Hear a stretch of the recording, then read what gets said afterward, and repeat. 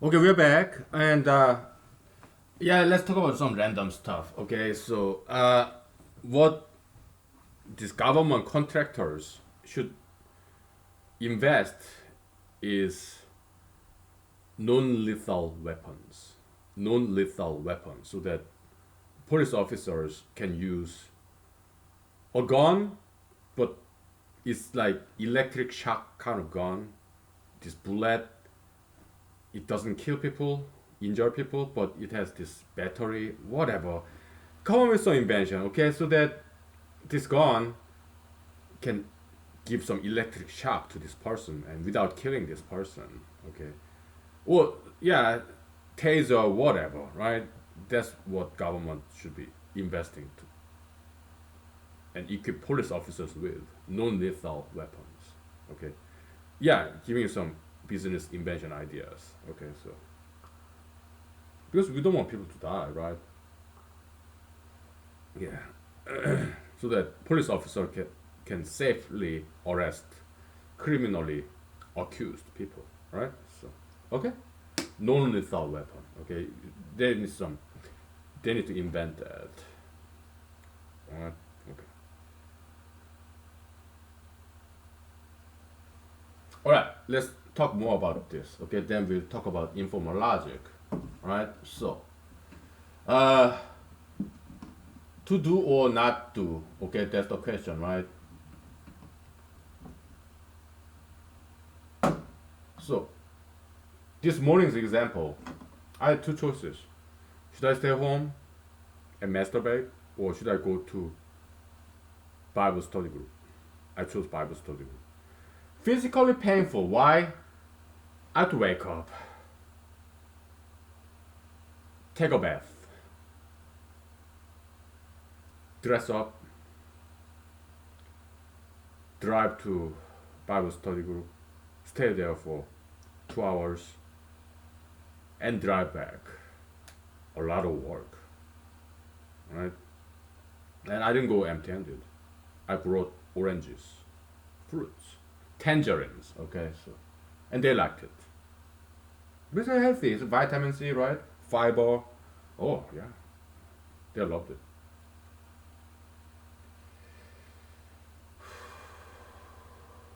So if I do that, I and I know I have set of knowledge, pain, suffering, pain and pleasure, physically, metaphysically, yeah, pain and pleasure, right? Yeah, I know all that, right? And this action variable, yeah, it's going to charge, right? I know it involves a lot of pain. I know going to church involves I have to take a bath, dress up, drive there. A lot of work. And with my tangerine, bag of tangerines. Out of so -10 to +10, okay? It caused me a lot of pain, right? But if I do the right thing, I know it will give me very good moral, ethical, conscientious satisfaction, rewarding experience. I know that. I will learn something new.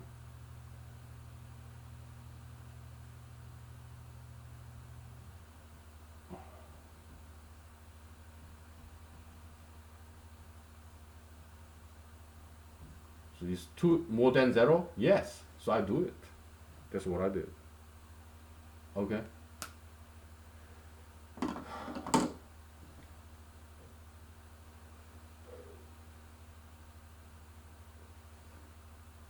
Now, flip side of that is this. So going to church and how about not going to church?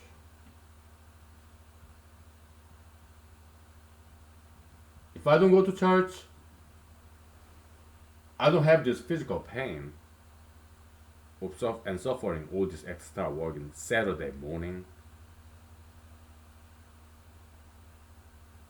Instead, yeah, maybe I'll just sleep late, masturbate, whatever. So let's say this is like +7 worth of pleasure. Alright? Now, plus. By the way, this is +9, okay?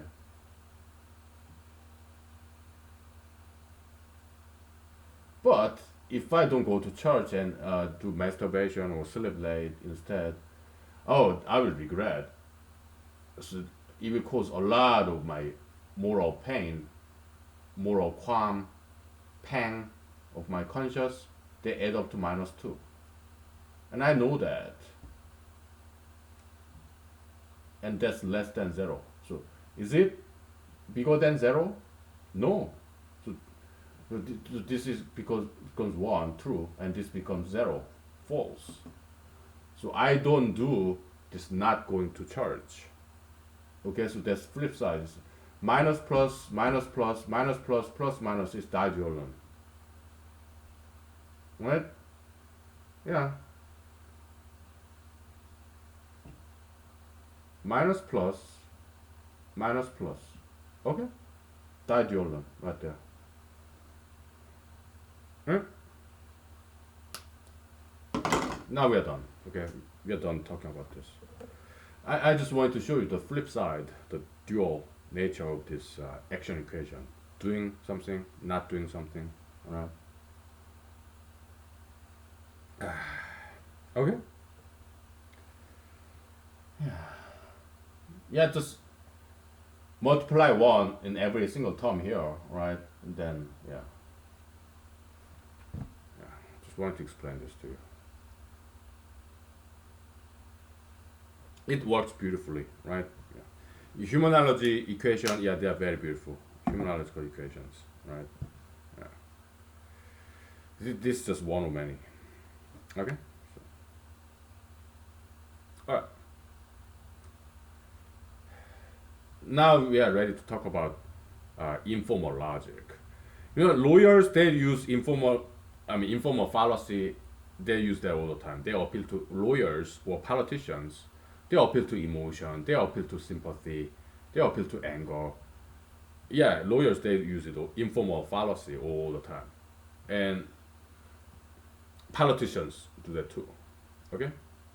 Everybody does it. Informal fallacy. So it's illogical thing to do. Why? Because you're appealing to sympathy, emotion, as opposed to reason and rationality, right? Logic. That's why you call it fallacy. Okay? But we use it all the time. Why? And those, they many times work. Informal fallacy, those strategies, they work many times. Why? Because we humans, we are half emotion and half reason, right? That's why what happens in the world, half of time it's logical explanation, the other half of time is more emotional explanation. Why? Because we are all humans. We have both logical, rational part and emotional part. So what happens in the world happens for rational reasons or emotional reasons. Okay? So that's what I have to say there. I think we should get back to mathematics. What do you think? It's been a long while, right? Yeah. We take 5 minutes break and we get back to mathematics. Okay? What mathematics? The kind of like partition, right?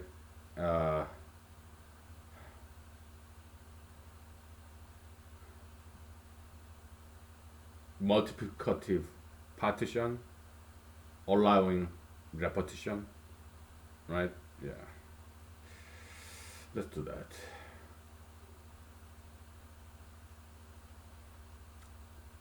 We took a long break from mathematics. I think we are ready to get back to mathematics. Okay, let's do it. All right? Okay, we'll take 5 minutes. Okay. So, let me take a picture of this. I'm not gonna write this down though.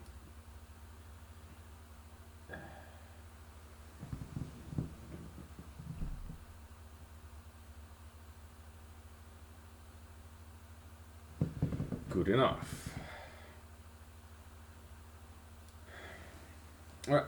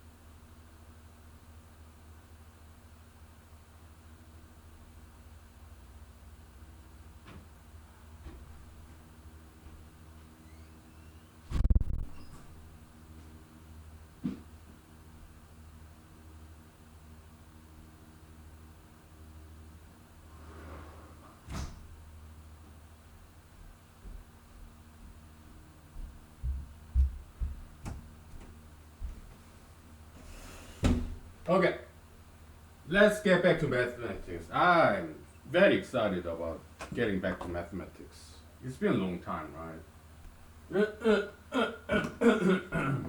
Yeah. I gotta find that whiteboard.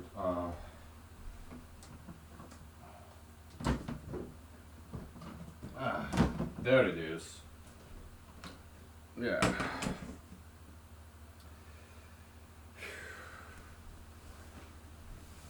Yeah.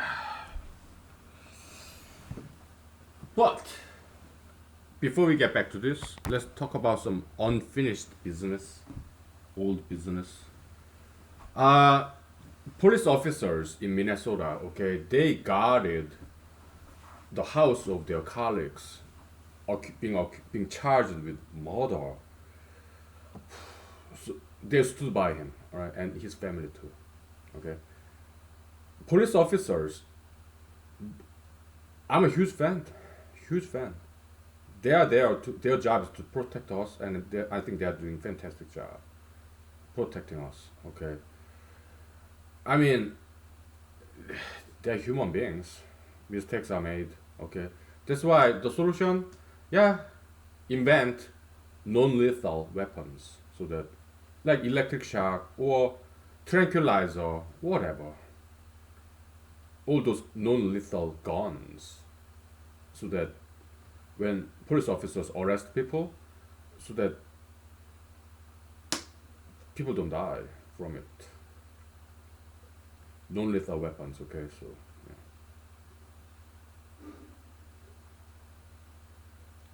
So that's the solution, okay.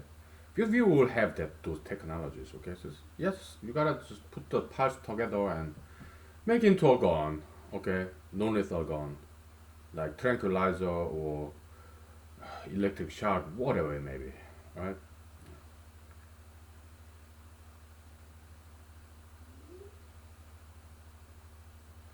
Okay, all right. Actually, there are more to say about things because I jotted down some notes in my calendar.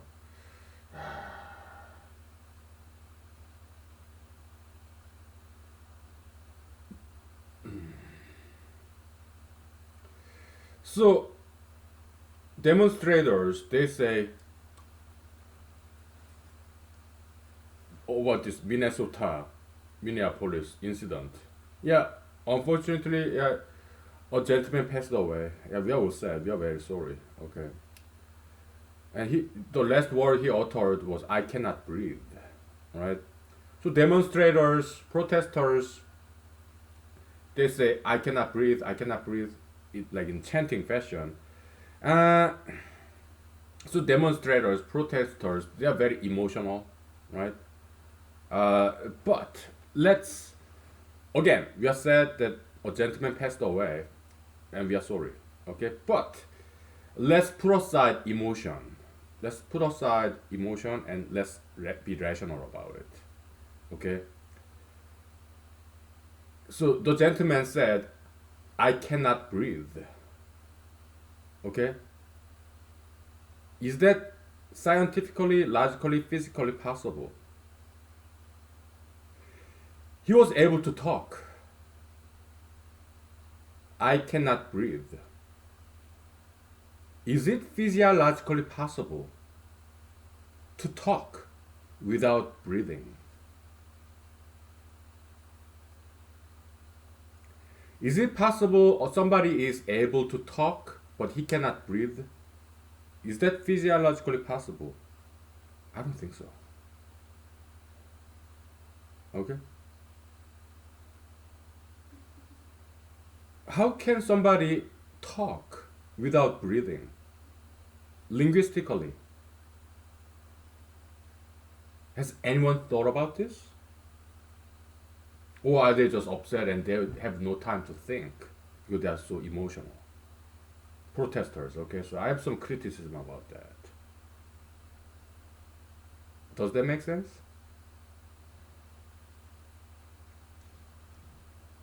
Yeah, I just wanted to point that out.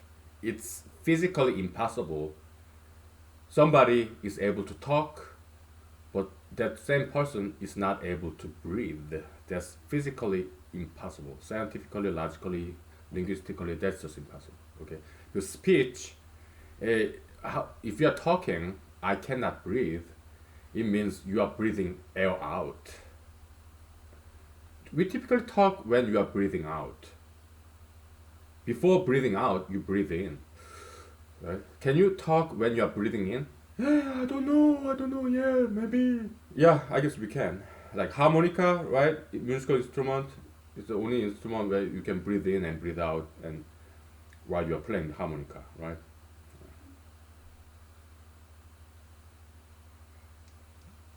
Just wanted to point that out, okay?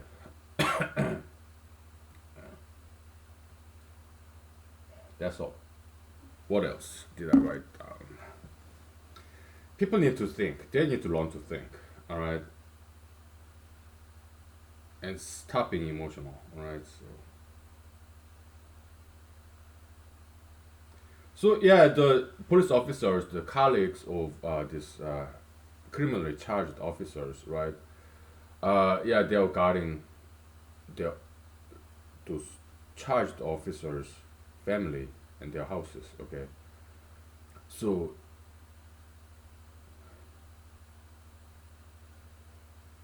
even when people are looting, setting police station ablaze, fire, looting, breaking into the windows and steal from stores in Minneapolis and other parts of the country, even then, police officers, they even those protesters are even after these protesters are accusing police officers, they are still protecting us. They are still doing their job. So God bless police officers. I appreciate their service greatly. All right. Yeah.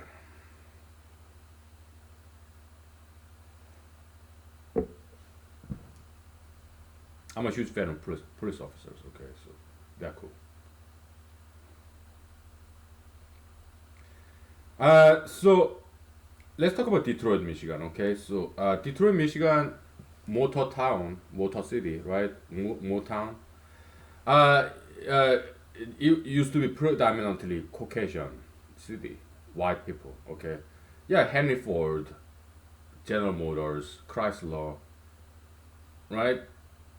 Yeah, it was mostly white neighborhood, white town. Okay, and they were very rich town too. Okay, a lot of money selling cars, right? Yeah, assembly line, Henry Ford, right? And African Americans from South, they migrated to Detroit, Michigan, right? And they brought with them goods and bads. I'm a huge fan of Motown music. I'm a huge fan of African American dancing style, their music, huge fan, right? So, but at the same time, they brought their poverty, and also some crimes and littering habit, graffiti with them. So, white flight. So, rich white people they moved out of Detroit, Michigan. Okay, because like they say, green follows white, right? So yeah, all the rich people in Detroit, Michigan, they moved out of Detroit, right? And they took their money with them. So Detroit, Michigan, its economy collapsed. Okay.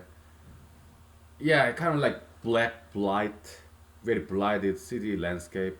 So I've been to Detroit many times when I was in law school. Okay, and yeah, African Americans there, they're fantastic. Okay, and they run very good clubs, dance clubs, and I've been to many, and they were very nice to me. Okay, and I felt so privileged by hanging out with these descendants of Motown music.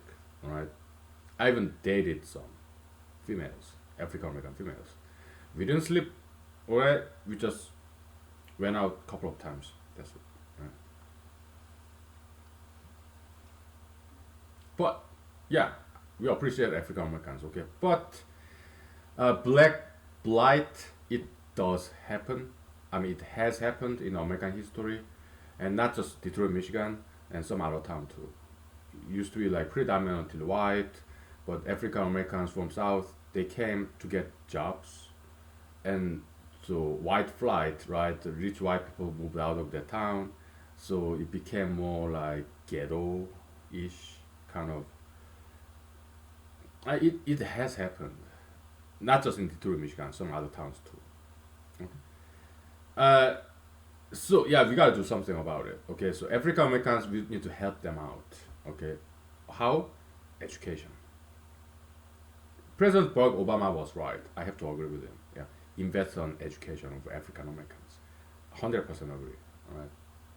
Yeah, it's about education. Okay,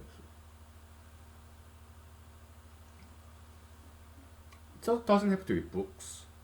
It could be job skills, whatever. Right? Yeah, athletics, music, instruments, singing, dancing, or repairing machinery, whatever, right? Or it could be books, mathematics, sure, whatever, right? But yeah, they do need to learn job skills so that they get paid well.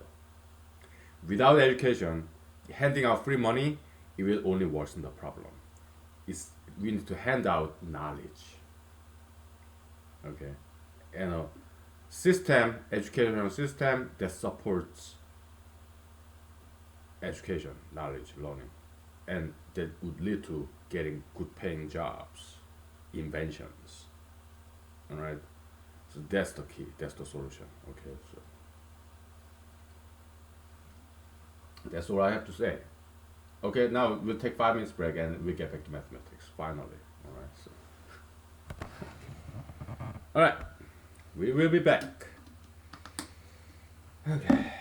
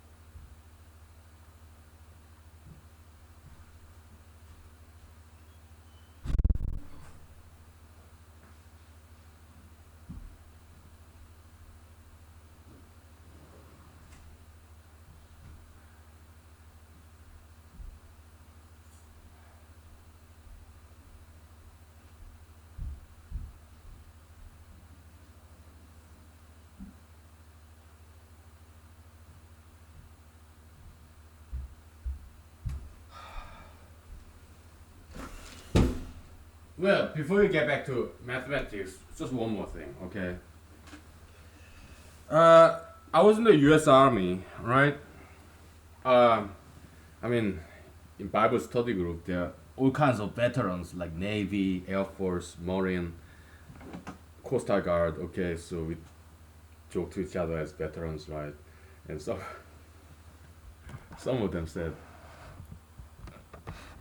because they know I'm Army veteran. Okay, do you know what Army stands for? No. Oh, aren't ready to be a Marine yet. Oh, okay, okay, I get it. Yeah, that's funny. Very condescending. Yeah, you elitist Marine, the chosen ones, the best Marine. Okay, you make fun of us, Army guys. It's so funny, right? We just laugh it off. Yeah, whatever. I don't know any Marine jokes, okay? I know some Navy jokes like Simon, right? Air Force jokes. I can come up with one. I did come up with one. Okay, so Air Force. Oh, that's for girls. Air Force got a lot of money. Air Force used to be part of Army. Okay, but they branched out. Now President Trump, he's trying to branch out. Was Space Force, something like that. What a waste of money. What a waste of time. Okay, sending people into the space, sending money to the space. I think it's waste of money. Okay, and waste of time. So when I'm the president, nobody's going anywhere. We are not sending people to the moon or Mars. No. Maybe International Space Station, that's fine, but nobody's going nowhere, okay?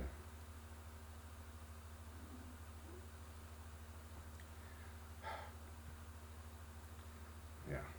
Anyways, so US military people, I'm sure Coastal Guard, they are busy all the time.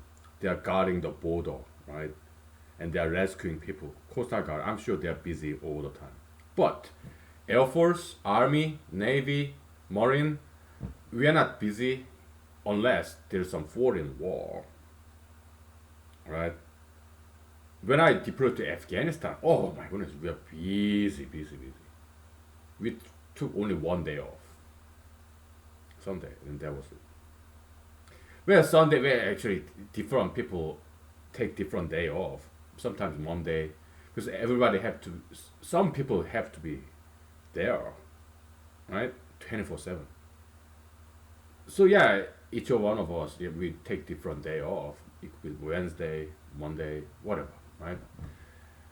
We are so busy for 1 year in Afghanistan. Do you know what I did? Worked as a USPS, United Postal Service mail clerk. Yeah, we took classes, took exam, passed, and we got license for it. Mail clerk, USPS. Okay. And I also was in charge of chemical storage room, right?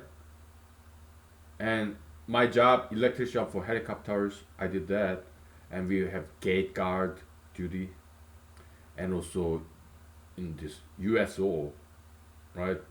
We have the small theater in the base in Afghanistan. It was international base. It's big base, right? Yeah, there are all people from everywhere, even from Mongolia, right? Yeah, I did say hello to them. Okay, and they speak English, you know. So, yeah, they're from Europe, Asia, everywhere, right? It's big international base, right? So, yeah, I talked to many foreign military personnel, right? Yeah, they're cool. Different uniforms, but they all speak English, right? So, and I learned some of their languages too, okay. Like Dobro Jutro.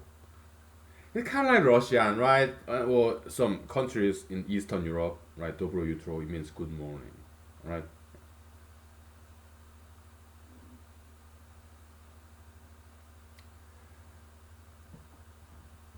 What else did I do when I was in Afghanistan? Yeah, talent show. I learned how to rap, hip hop, right? I learned how to use nunchucks. I practiced some Tai Chi, okay, and some Jiu-Jitsu from my friends, right? Yeah, they taught me some good martial arts when we were there. Also when we were in Fort Hood, Texas as well. So yeah, we do PT. Our job, military occupational specialty, MOS, right? Mine was electrician for helicopters. Okay, so we did that, gate guard, and when it rained too much, it flooded. So using this pump, we cleared out the water, gate guard duty, and cleaning, of course, right? Mail delivery, chemical room, inventory, storage, maintenance, cleaning, mandatory holiday party. So yeah, I practice my hip hop, rap.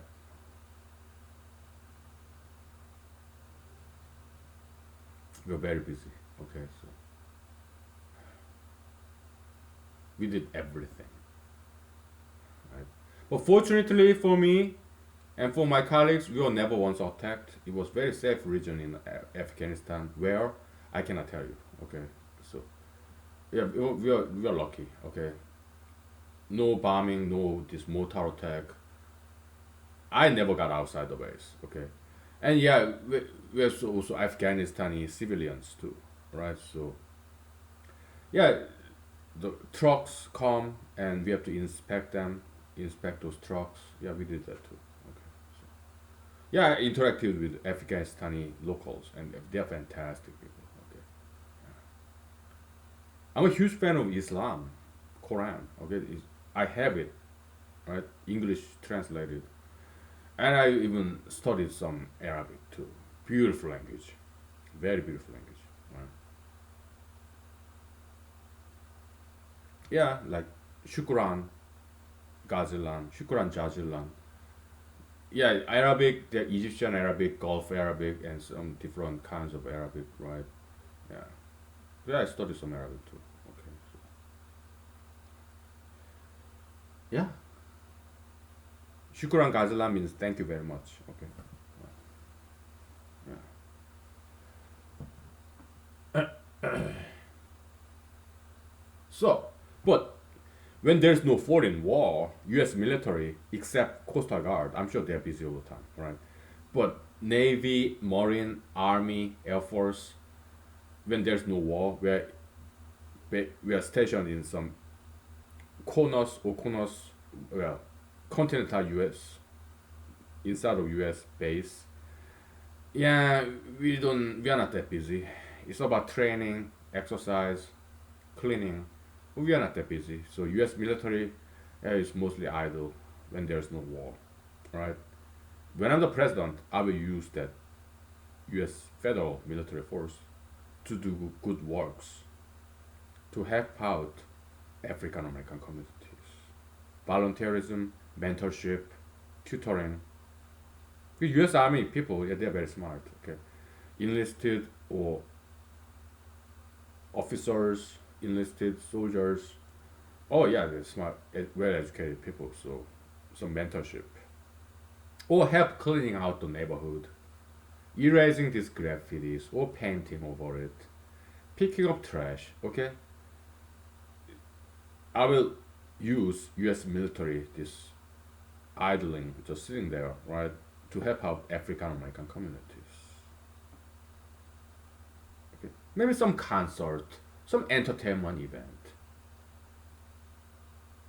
What we gotta do is to spend some time, U.S. military personnel, in African American communities to help them clean out their streets, even houses, yards, neighborhoods. Because U.S. military personnel, they are very good at cleaning. Okay, yeah, and spend time with them, right? Some concert or even some martial art event, right? Safely tutoring, mentoring young African American people. Yeah, teach them mathematics, whatever they need, right? Yeah, I'll use U.S. military force personnel to help out African American communities. If I'm the president, that's what I'm going to do. Okay, and I'm running for president this year, 2020 November. Okay, my name won't be in the ballot. Okay, but you can memorize my how to spell my name, and you can write my name. Cross out all these other people, President Trump, Vice President Joe Biden. Okay, yeah, you can cross their names out and write down my name somewhere in the paper. Okay, in the ballot. Then I'll be your president. I will make things happen. Okay.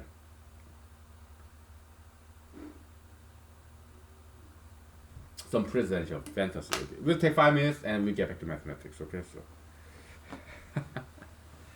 I'm postponing, delaying, but because those are important topics, more important than mathematics. Okay, so all right, we'll stop and restart. Okay, so I see you soon. Okay.